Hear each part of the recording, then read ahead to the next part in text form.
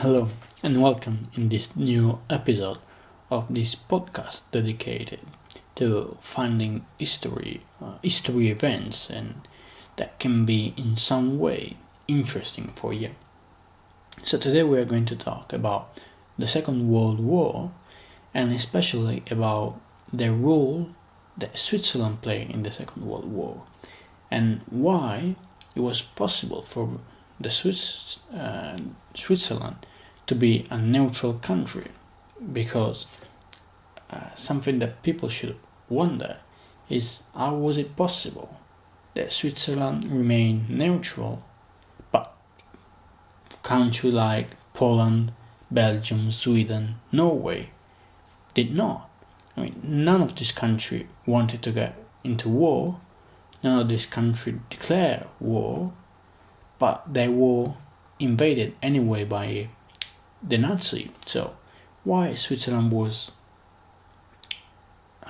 remain neutral? What happened? What was the mystery behind it?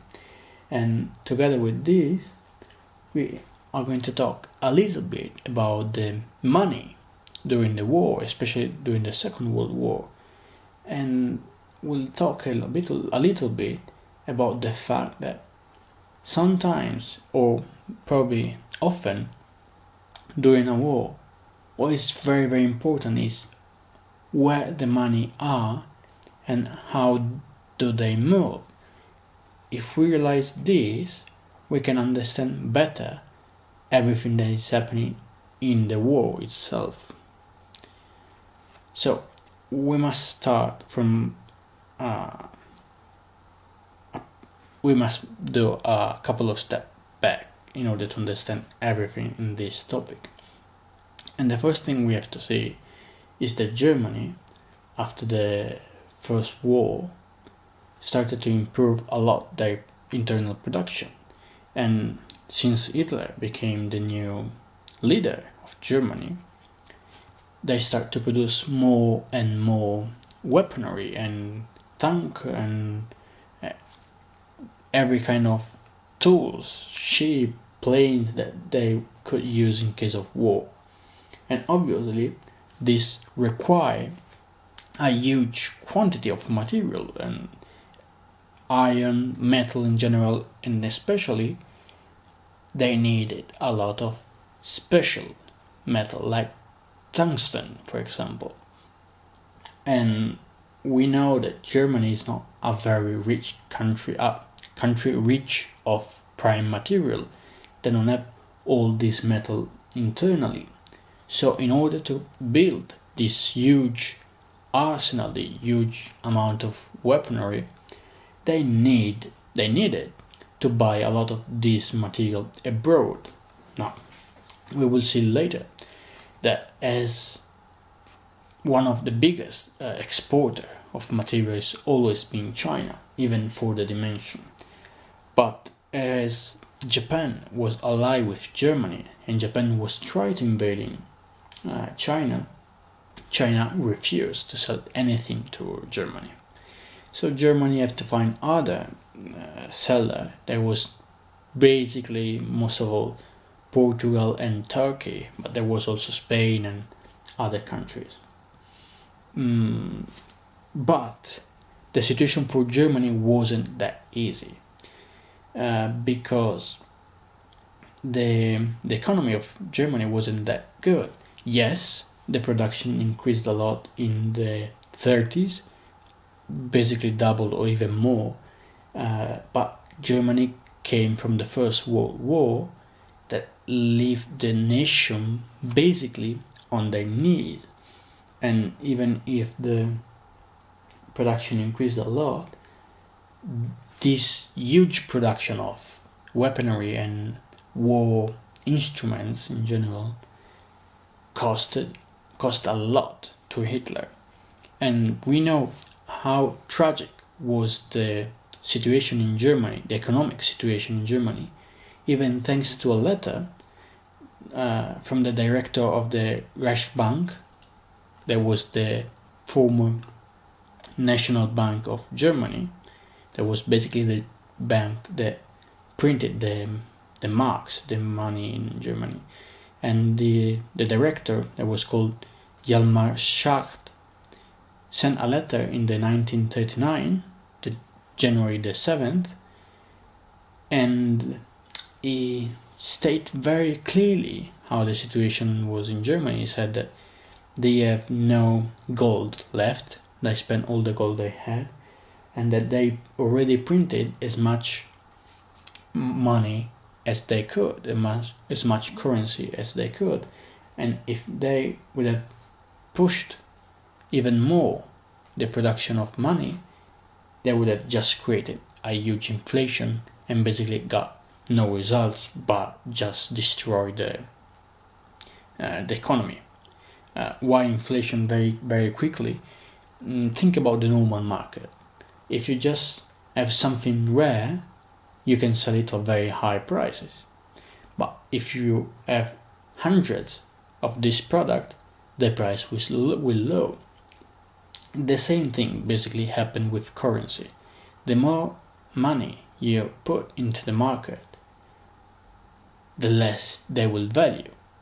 And so there is inflation, and you can listen very often in the newspaper about this, the inflation, and the central bank, they are worried about printing too much money even when there are economic recessions, so the money can help the economy. But this is another topic. Let's go back to war, to history. So Hitler received this letter. It was very clear the situation, but Hitler wasn't a very reasonable person. He reacted very, very strongly. He was very, very angry after this letter, and decided to fire the director of the Reichsbank, and also fire basically all the most important manager of it. And then Mark Funk was selected new director. Mark Funk was obviously someone very close to Hitler, and he was also the Minister of Finance in Germany back then. And Hitler had to find a way to find the way to finance his operations, because they needed money. And what he did, he decided basically to invade some countries, like Poland, for example, was one of the first. And because Germany already absorbed Austria and already got the gold that Austria had, but they spent everything. This is how big was the military expenses back then. And actually, a country they intend to expand their boundary, their territory, always spend a lot in the military. If you think about it, during the Roman Empire, especially the first half, and the last part of the Republic, when Rome was expanding very, very quickly and strongly their borders, half of the production of the internal production of Rome, the equivalent of that, was spent into military. So it was maintain an army is very, very expensive. It's not easy. For this reason, no one's won a long war, because it would just destroy the nation from inside, from the economy. So Hitler decided to invade Poland and to steal their gold.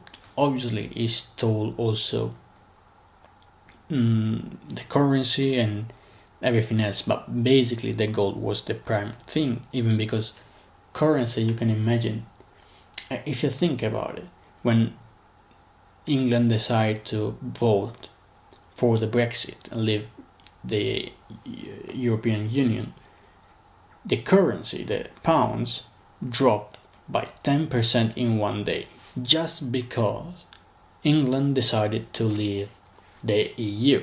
Now think about it, what can happen to a currency when they got invaded by another country? Obviously, it will basically lose all its value. So, main goal of Hitler, from this point of view, was the gold. And now we will see later that most countries find out about this, understood the plan of Hitler, and they tried to avoid to get their gold stolen. So lots of countries shipped their gold away. In England, in France, in the US, and even France sent their gold to Africa and so on. It was quite a complicated scheme that explain why, understand the real reason behind a war and beyond some action is very complicated. So Hitler found basically the way out of his situation, of his economic situation. It was taking gold from other country, if they want it or not. Now, stealing gold was illegal, even in a war, was a crime war, because a country, by the law, can take resources from a country that it just invaded, but it cannot take resources from private citizens. And actually, the central bank, that is where the gold is normally the gold of a country is normally in the central bank, is not a public institute, it's a private one. And we can discuss about this. We can say why a private institute have the right to print the money and decide few interest, tax and so on in a country if it's private, but it is. So stealing gold from a bank, from even the national bank, was a war crime, and still is. So Hitler couldn't actually stealing this gold, so he had to find some way around it. So he tried to buy it with money or with bills, saying that the German own this money to the bank. Very often they put strange condition like, I will give you money, but you can spend this money only buying stuff from Germany. So it was kind of complicated, and very often, basically all the time, all the bank refused this kind of agreement, and so Hitler just took the gold with by force. And then there was the problem that everyone can find out this, because the gold in a bank, in the gold of a state, has some mark on it, some number, some symbol on it. So what Hitler did was melting down this gold and reforge it, putting the German mark on it.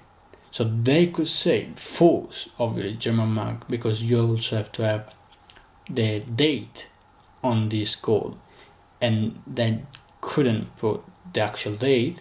They just put all the date before the war, and so they could have war that clearly was stolen. Everyone knew that, but they could pretend that it wasn't.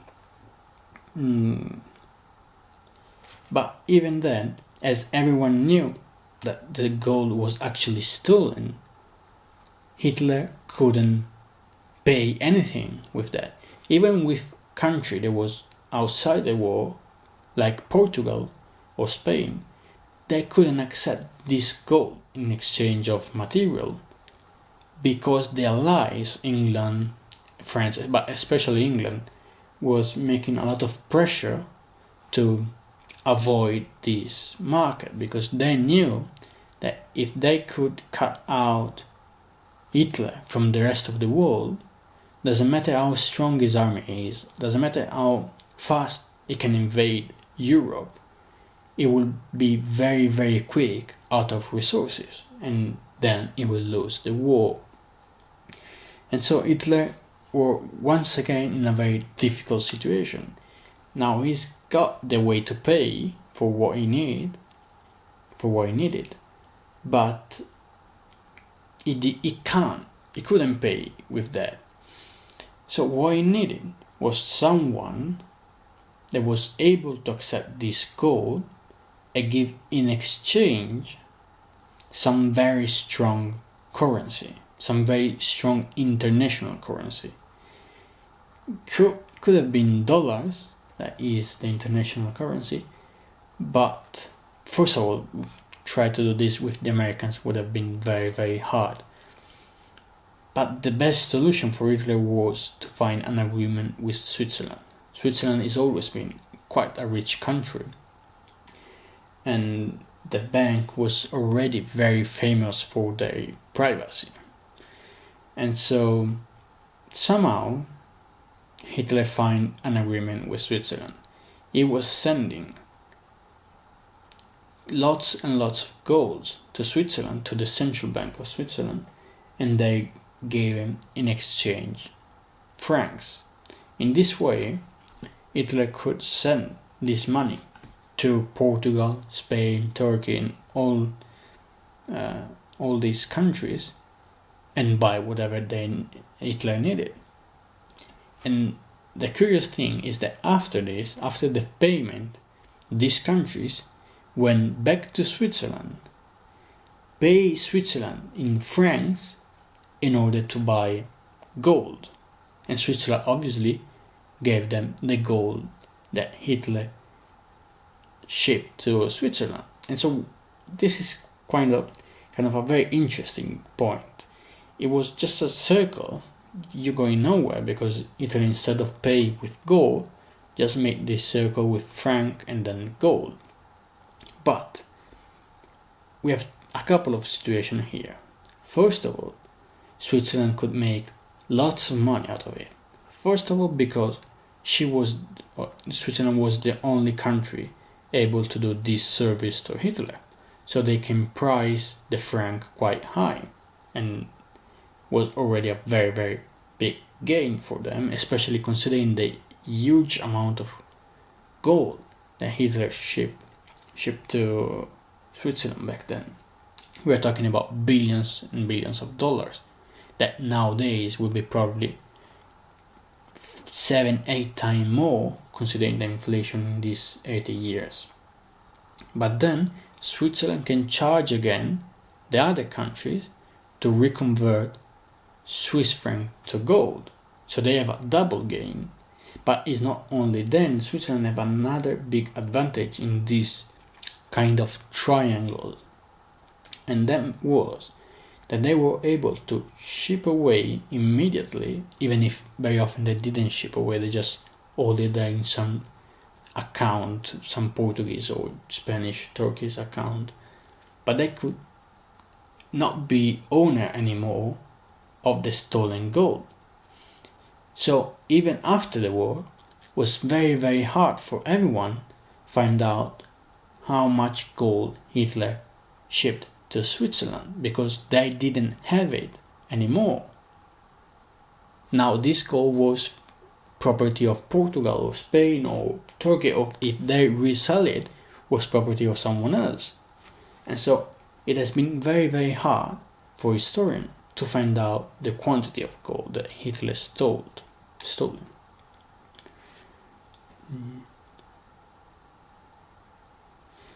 But when Switzerland accepted this agreement with Hitler to exchange gold with franc, they accepted a way more open and wide agreement.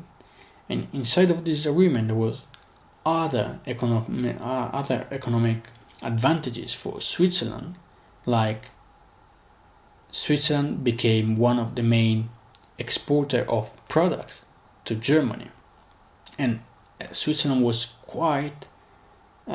it still is quite good in precision production. So everything that is about pointing some weapon, Switzerland was the best one. And before this agreement, Switzerland sold a lot of products to the Allies, to France and England. But after this agreement, they started to sell basically everything to Hitler. And this was very good for the economy, and Hitler sometimes paid them with with products like carbon or things like this that Swiss needed. Or very often they would pay with gold, or Swiss made a huge amount of credit to Hitler.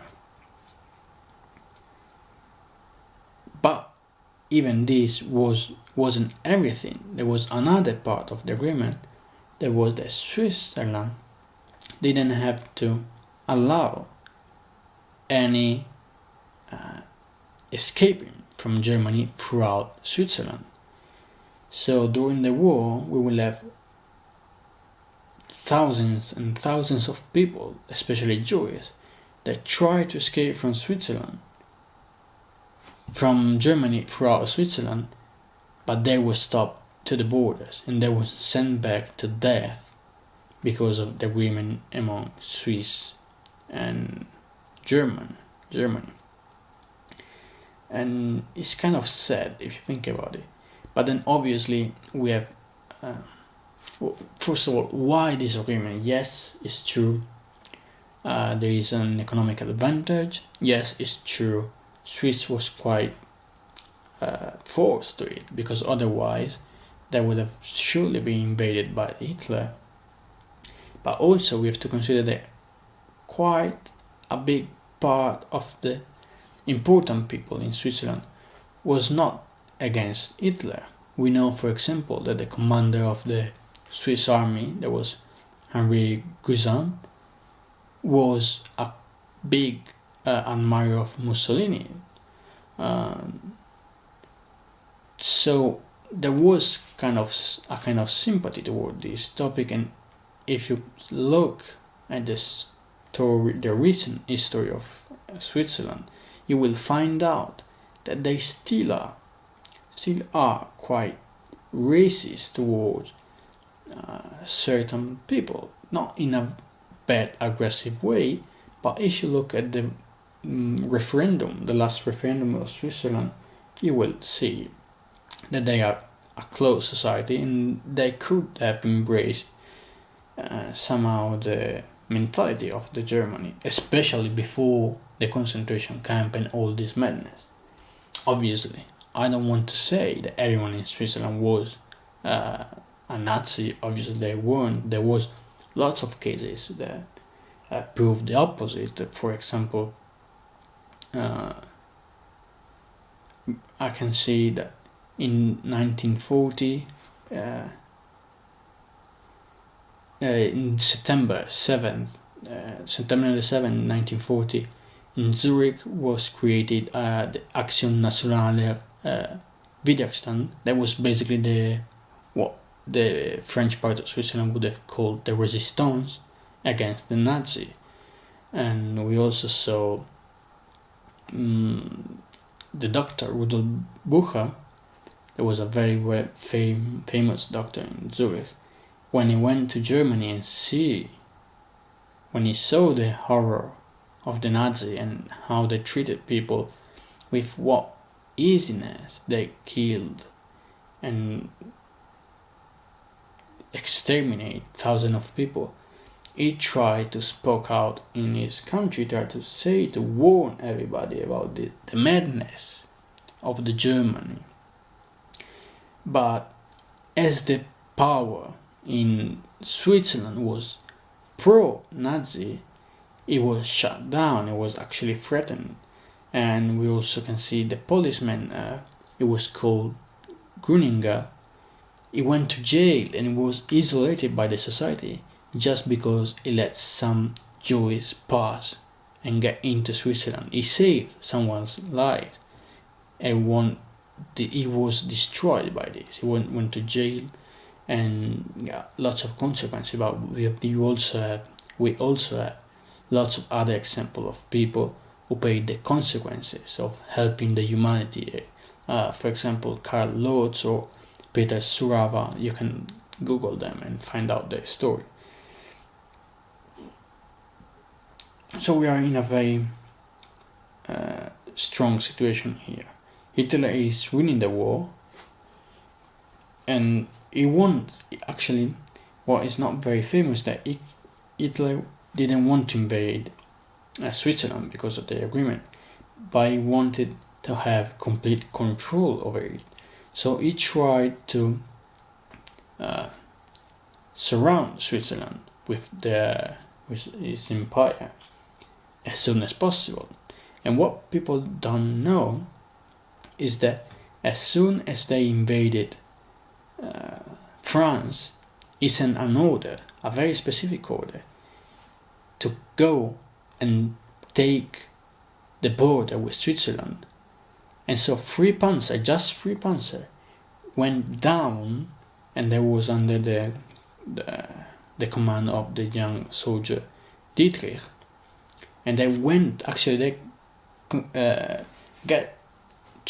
arrived to the Swiss border of the Canton de Jura, and the plan was to basically create a narrow corridor under the control of Germany,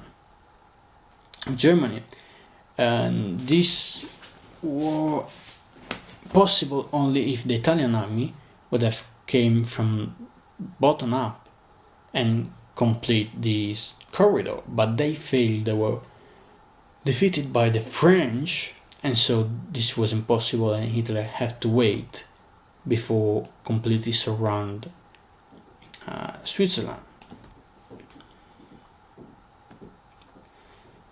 And so we are in the situation where Hitler is still getting a very good position because he's selling lots and lots of gold to Switzerland, and they are paying back with strong values. Plus, Switzerland is sending a lot of products, very useful products, to Hitler. And when Hitler got to this agreement with Switzerland, he also forbid them to sell to the Allies, and so they stopped to sell them and started selling only to the German part, and they actually controlled them. And when they found out that someone was shipping material to the English, and actually they have a sort of good plan to do that, it was too clear if they ship an entire train of products. So they just divided the final product in little pieces and shipped him by the normal post, and then the English have to reassemble them. And to do that, some technician from Switzerland was sent over there, or even the US, to reassemble these pieces. And when Hitler found out, he communicated to the central government of Switzerland that forbade everyone to send something by post abroad. And so Switzerland was very, very serious on this agreement, and in some way Hitler had the control over Switzerland.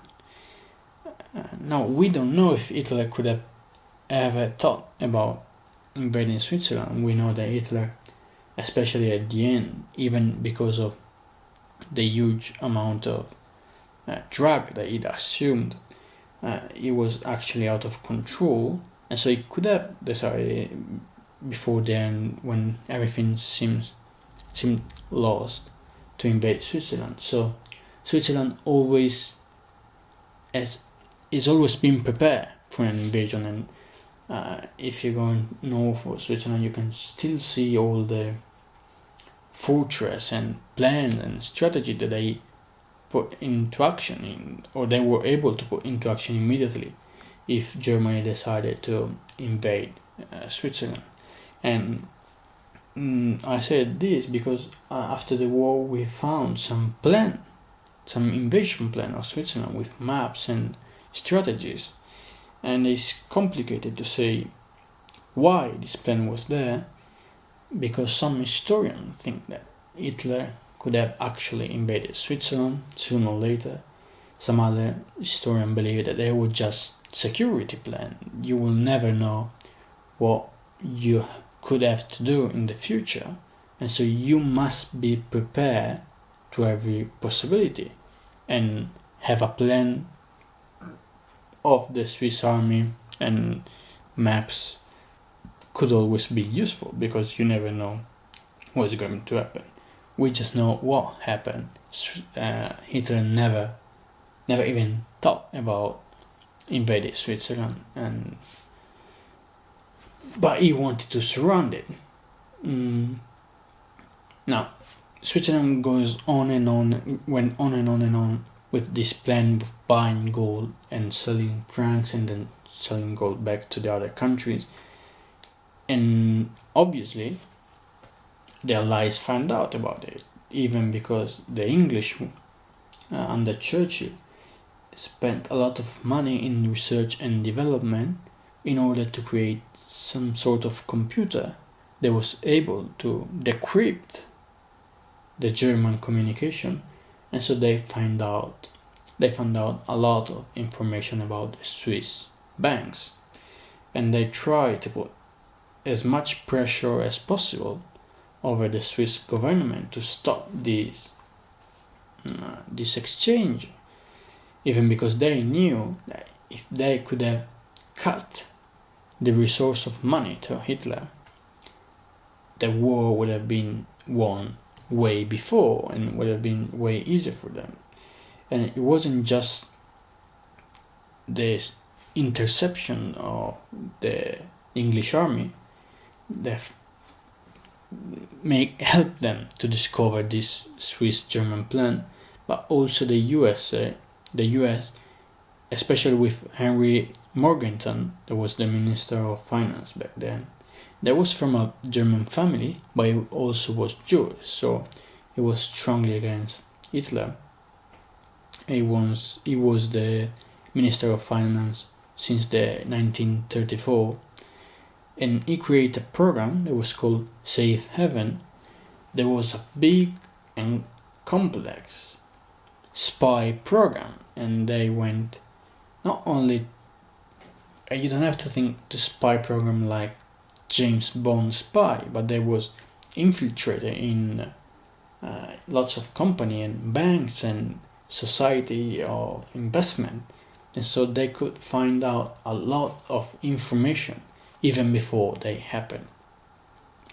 And even Roosevelt then tried to put pressure over Switzerland that actually remained kind of deaf to these request. Switzerland remained deaf until they found out, or they realized, that Hitler was about to lose the war. At that point, they stopped this exchange, even if, funny to say, after they declared that they would have stopped, a couple of months later they still received gold from Italy.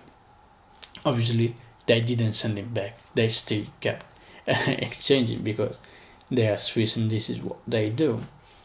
And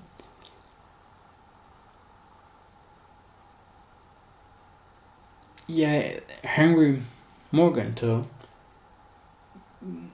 remained the Minister of Finance in the US until the 45. As soon as the war ended, he left his job because he had a plan. He understood the power of Germany. He saw that after a war that they lost, they recreate a very strong economy, and they recreate a very, very strong army that almost conquers the entire Europe. So his plan was to transform Germany into an agricultural economy in order to avoid the rise of the Fourth Reich. But Roosevelt decided to not accept his proposition, and we know very well that Germany was divided into two and with the wall and so on. And for this reason, Henry decided to leave his job. But another thing that is very important, very curious to find out about the importance of the economy during the war, was a plan from the Germany, especially a plan from Bernhard Kruger. There was an SS military, and he printed millions and millions of English pounds in order to destroy the economy of the English.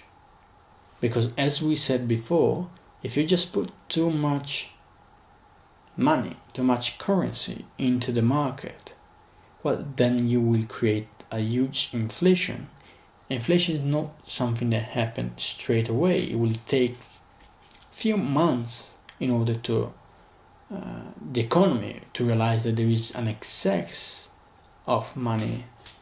But when the inflation start to happen, and if there is a huge excess of money, then the country is in very big trouble.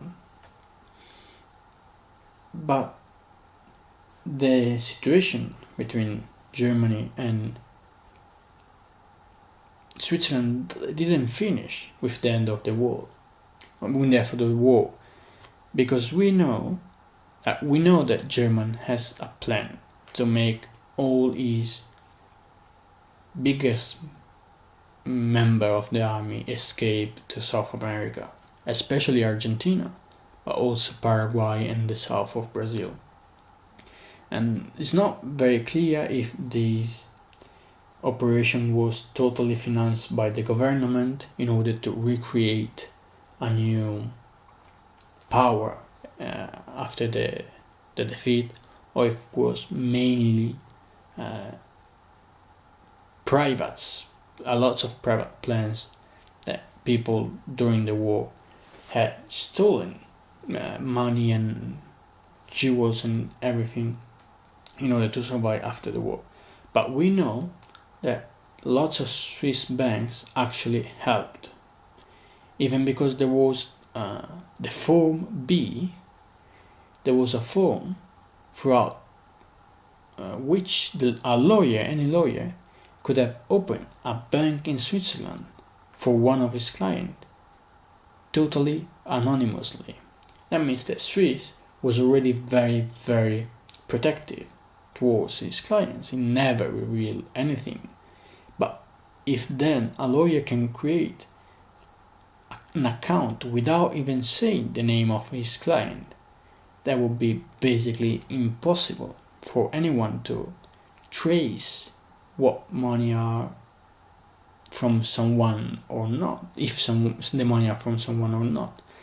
And so lots of money have been shipped to Argentina, and it's hard once again to say how much, because some was shipped through banks, some was shipped through companies, some were actually brought there with submarine. So it's very, very hard, especially because, even as I said, with bank it's not easy to find out how much, but roughly estimation can be something about $1 billion. Now, $1 billion back in 45 could be something about $9 to $10 billion nowadays. So a very, very big amount of money. So for this reason, it's hard to understand if it was just a lot of private savings, or was a bigger plan, a plan to recreate a new Reich, a new German power, something that didn't happen but could have. And it's also hard to find out how many Germans escaped to South America. We know that during the Nuremberg process, almost 200,000 Germans was researched, but they didn't get found. So it's probable that a big part of this escaped somehow to South America, and apparently they didn't have enough money to survive there. What happened after the war is that the process was made, very quick process, and Swiss was condemned to pay a certain amount of money. Now, Swiss was very smart. They lied about what happened, and they let understand that only a little amount of gold were sent to Switzerland. Obviously, this lie were found out, and then after 50 years, in 1996, 1999, they was condemned again to pay another fine. And they were condemned also to pay another fine, not for this crime, but because after the war, when the family of the Jews or the Jews survived, went back to Switzerland to get their money, because maybe someone saved some money in bank accounts because they're more stable. What the Swiss bank did was basically make this operation impossible, because first of all they asked for the death certificate for the person who opened the bank account. So if you survived to the genocide and you had an account back in Switzerland, you wouldn't have any problem. But if, for example, your father had an account there, but he died in the concentration camp, you couldn't get his money because you couldn't have a death certificate. And you couldn't have a death certificate simply because in the concentration camp they didn't release any. So Swiss banker knew about this, and they just found out a perfect way that they thought was legal to keep all the Jewish money that they had in their banks. And even in the case when someone could somehow find some document that was legally accepted in Switzerland that certified that the person that opened the bank account died, then the Swiss bank asked for the death certificate of all the relatives. They wanted the proof that you were the only survivor relative to this person. So basically they made this operation impossible, and they kept all the money for them. Now in 1999 they was forced to pay the family back. Now there is another part of this story that is kind of tragic. The gold that the Swiss received wasn't stolen only from the central banks. It was also private gold. When the German army invaded some other country, there was a special team that was dedicated only to get as much value as possible, and they were especially cruel, especially with Jews, and they took currency, jewelry, art, and gold. Gold could be ring, but could also be tooth. And very often, when they killed some Jews, they just stole their tooth. And we will see that this will happen also in the concentration camp. After someone was executed, some SS was going to take off their teeth. And this special force wasn't only there for stolen money. Obviously they buy this stuff. They very often leave some paper saying that the Germany will pay them back or whatever, but this was just an excuse to show to the international community that they weren't stealing from privates, they were just buying. And we have found a few letters, a few communication between these special force and the Germany and the Germany central office. Now, if I can read you some, I will just translate it on the spot, so there can be some mistake. But in June the 27th, 1941, a message from Bialystok said 2,000 Jews killed in one day, among which 700 in a synagogue, burned with fuel and killed with grenades.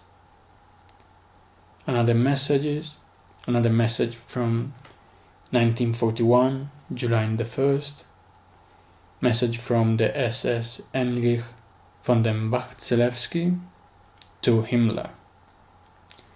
During the operation of yesterday in Slonim, we killed 1,153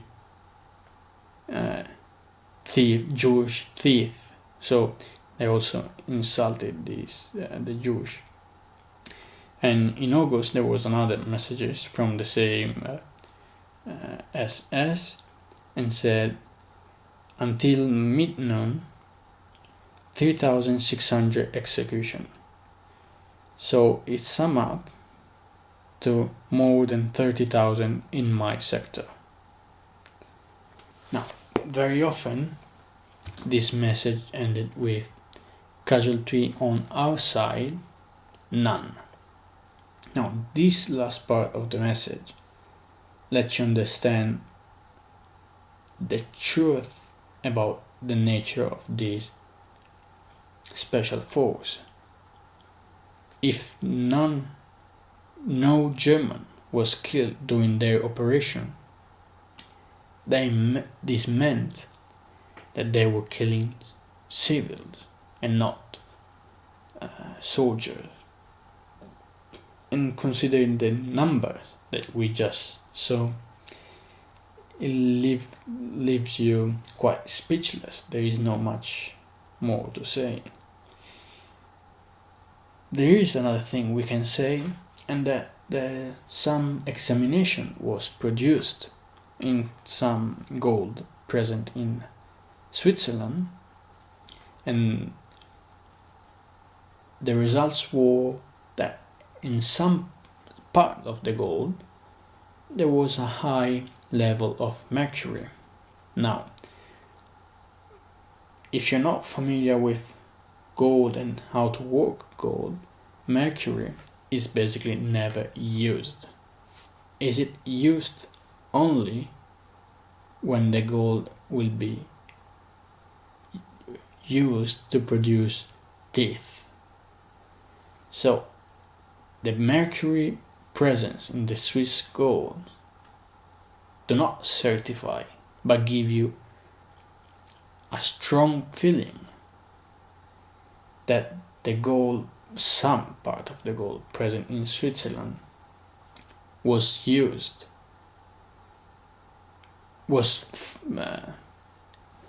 basically teeth gold stolen from the body in the concentration camp or the body during this invasion from Jews especially.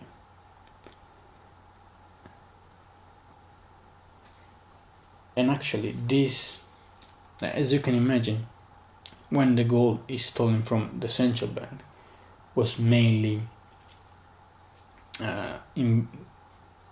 used by the government, by Hitler. But when was material, gold, money, art or whatever, stolen from private people, part of it, maybe most of it, end up in the pocket of the soldiers. And lots of soldiers actually get very rich with this, but also there was a special department in the Nazi army that was created only to invest all the money, all the gold, all the jewels stolen during the war, and this was called Haupteinheitsstelle Ost. It was a department created just with this intention. Create a department just for this give you the idea of the amount of value stolen to private people, and so you can find out, you can realize the number of deaths behind it if there was the necessity to create a department for this. Now, as I said before, most countries, in order to avoid the stealing from Hitler, sent their gold away. And when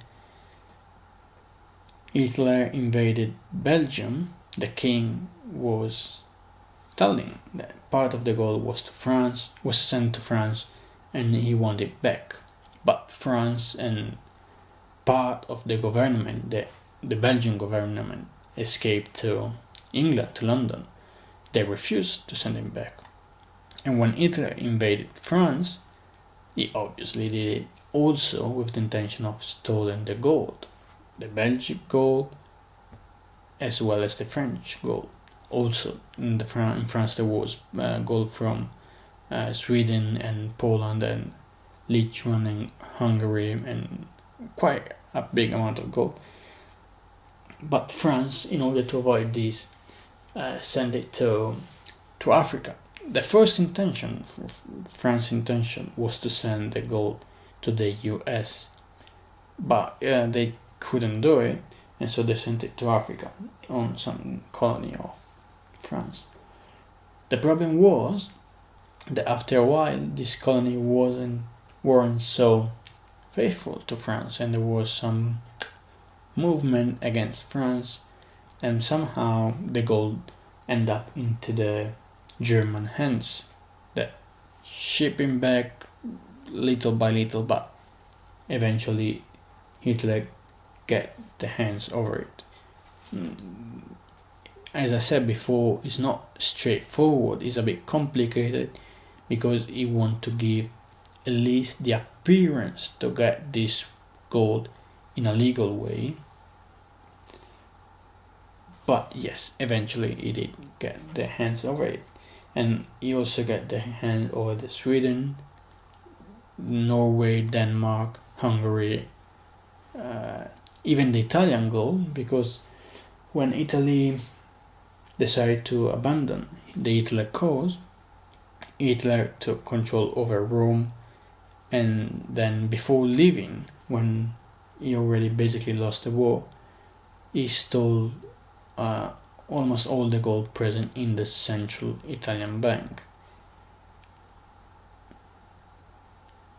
And yeah, now this was quite a sad story from a certain point of view, a very interesting story from another point of view, and I believe that find out the movement of the money in a war is always very, very interesting and passionate, and I believe that we can find out more about the truth of some war, at least part of this war, why all these invasion countries that may not be so appealing from other point of view to Hitler. And obviously there's way more to say about this topic, but I already spoke for almost an hour. I don't want to bore you too much. If you have any question, please feel free to comment this video or contact me in any way. I will probably do other